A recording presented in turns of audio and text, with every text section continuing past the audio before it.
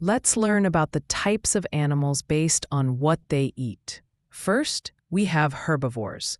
Herbivores are animals that eat only plants. They have special teeth for chewing plants and strong stomachs to digest them. Examples of herbivores are cows, horses, rabbits, and deer. Next are carnivores. Carnivores eat meat. They have sharp teeth and claws to catch and eat other animals. Examples include lions, tigers, wolves, and even sharks. Then we have omnivores. Omnivores eat both plants and meat. They have a diverse diet and can eat many different types of food. Examples are humans, bears, pigs, and raccoons. And finally, detritivores.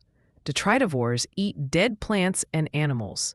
They play an important role in cleaning the environment by breaking down dead organic matter.